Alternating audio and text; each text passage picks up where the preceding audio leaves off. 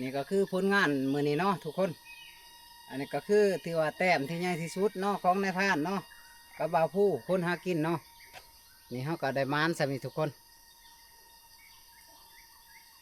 ทักทายสบายดีตอนสวยๆทุกคนมื้อนี้ก็สวยเลยเนาะนายพรานเมื่อคืนนี่ก็จับกบจับเขียดก็เดึกพอสมควรจนหอดตี 3ทุกคนก็ได้ล่าได้เพียเนาะหลังจากเขาขึ้นมาแต่บ้านมื้อนี้ก็เฮาสิได้ออกผ้าน้องม้านี่เนาะครัวแล่นเนาะทุกคนกับบ่าวผู้เพิ่นแต่ว่า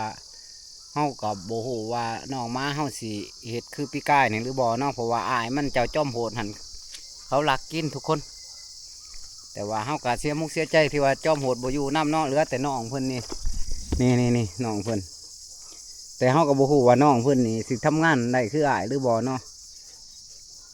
อันมีหยังก็ลุ้นนำกันเนาะเพราะว่ามื้อนี้เฮาก็สิออกกับบ่าวผู้2คนมานบ่มานก็ว่ากันอีกทีฮะน้องมาเฮาเลยทุกคนสงสัยแล่นทุกคนเลยสงสัยแล่นนี่พุ่นฮอดแล้วบ่บ่าวผู้อยู่ไสมันขวดบ่โอ้ขวดหูทุกคนคุณบ่าวผู้ก็ขวดหูอยู่ฮะหาสิคุณลองเบิ่งเนาะทุกคนเนาะว่าเฮาสิมานหรือบ่มานฮะนี่เฮาก็มานเลยทุกคนนี่เนาะเบิ่งน้อยนี่บักน้อยจัดให้นี่เด้นี่ได้แล้วไว้หาไม้ลูกหละนี่ได้แล้วเฮาทุกคนก็คือว่าใหญ่เติมเนาะทุกคนเนาะน้อยเบิ่งเฮาก็มานแต้มแรกทุกคนย่างมา2 ชั่วโมงทุกคนเลยมันกำลังแดดเนาะแดดออกแล้วก็เฮาลงมาล่ำกระติ้นกันเลยน้องมาเฮาได้จัดให้แหละแต้มที่1ทุกคนเลยมีแต่ว่ารุ่นกันต่อว่านายพรานสิมานหรือบ่มานเนาะข้างหนาเนาะทุกคนเนาะนี่สิเลาะไปเรื่อยๆตามลำกระติ้นทุกคนน้อยออกมาเฮาเลยทุกคนสงสัยแล่นทุกคนเลยสงสัยแล่นนี่พุ่นอยู่ไสแล่นทุกคนนี่เป็นตัวโบอยู่นี่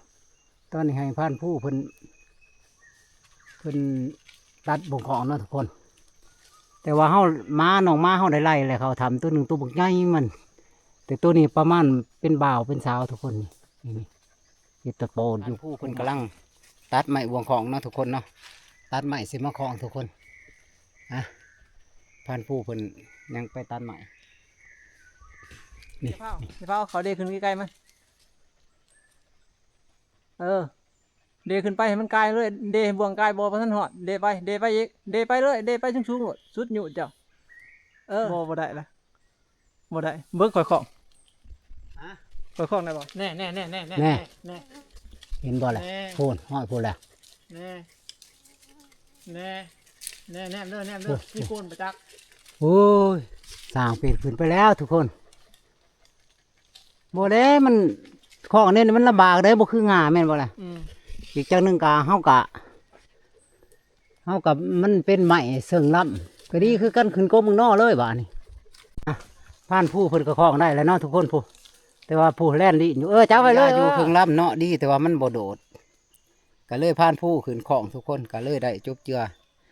เฮาก็ลุ้นกันต่อว่าเฮาผ่านผู้เสียวลงไม้เฮาเนาะนี่ผ่านผู้ถือลงมาแล้วโอ้คือกว่าตัวนี้เลยเนาะผ่านผู้คือกวดตัวนี้ถือลงมาข่อยเสียวอันนี้ใส่นี่ทุกคนนี่เขาก็ได้2 แต้มเลยเนาะสำหรับในพานนี่ได้2 แต้มแล้วมันเฮารุ่นต่อเนาะมันไปรุ่นกันต่อโอเคบ่าวผู้คนหากินไปทางหน้าไปจะได้โอเคในพานก็เสียวเขาก็เสียวไว้เนาะทุกคนนายพรานก็สิได้เลาะไปใหม่เนาะทุกคนเนาะหลังจากเข้ามานนี่เขาก็สิเลาะใหม่อีกทุกคนแต่ว่าสิมานหรือบ่มานก็ติดตามอีกทีเนาะทุกคนเนาะตอนนี้เขาได้2 แต้มเลยทุกคน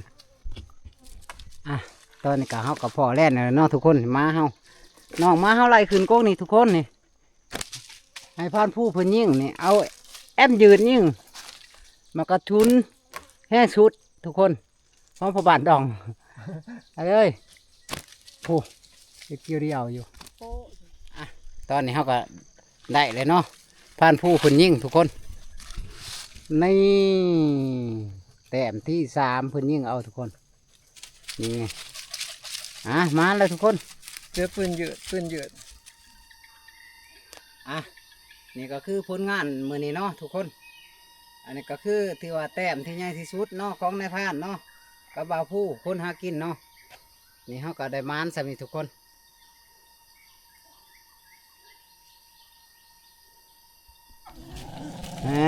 มาเห็นมาอ่างแขวแก้วเห็นแก้วอ่างสงงามเนาะ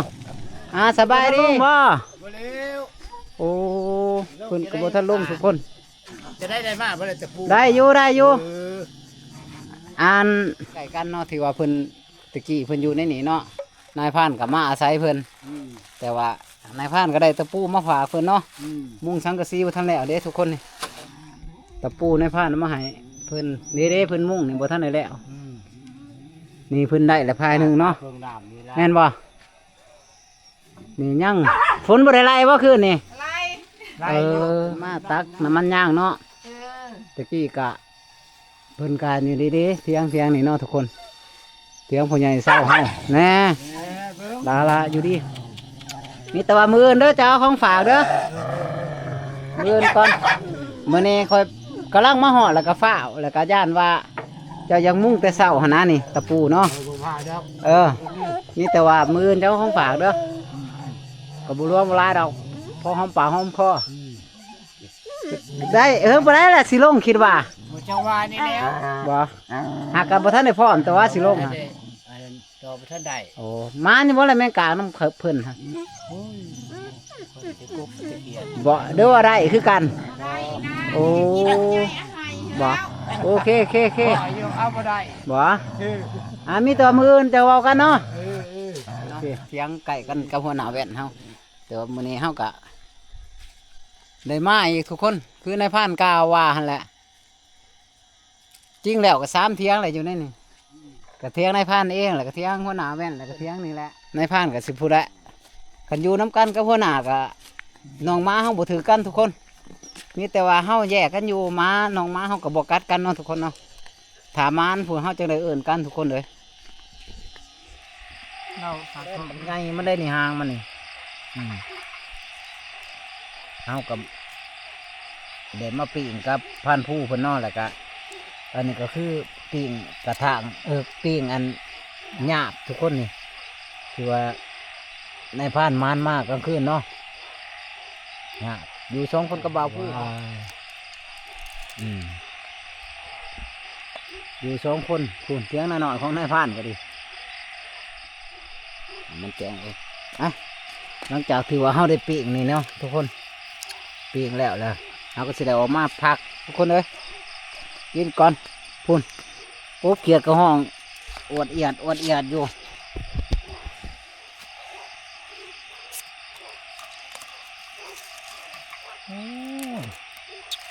ทางเล่นตัวนี้เป็นใหญ่สมควรทุกคน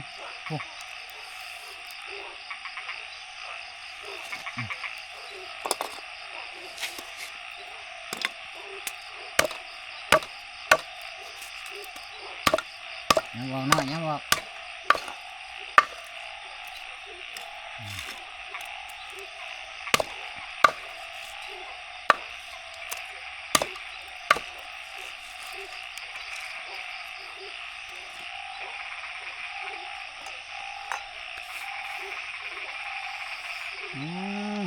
นี่ซิมก่อนเนื้อมัน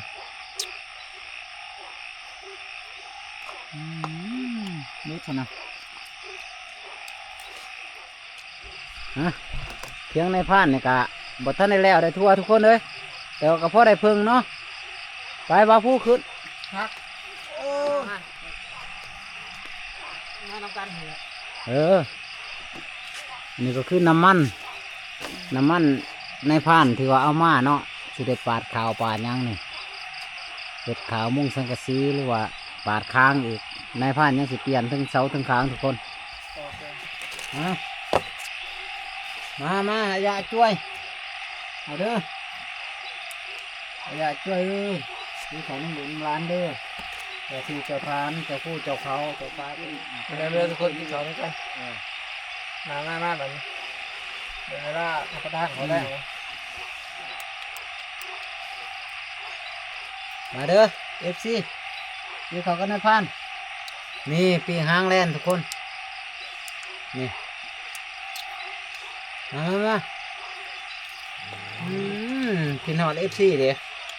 มาเด้อให้นายพรานกันเพื่อเด้อทุกคน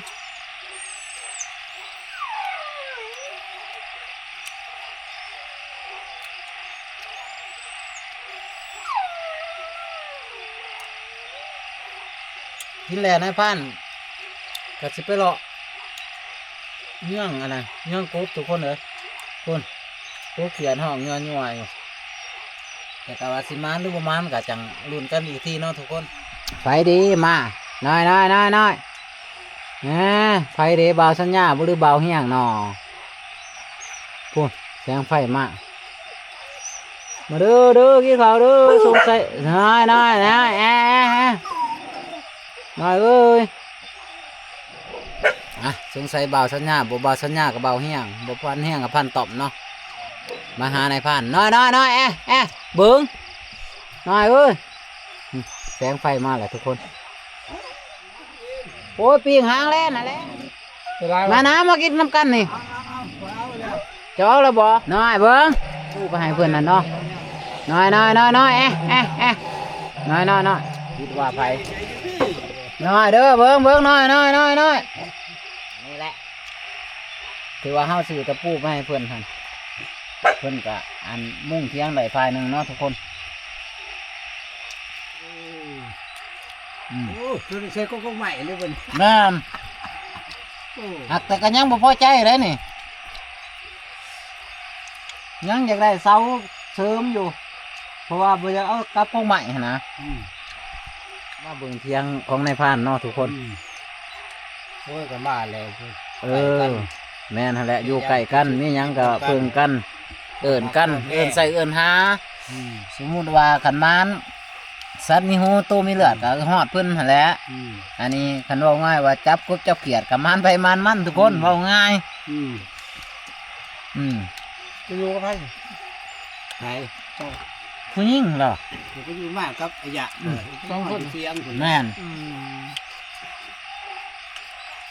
ว่ากันที่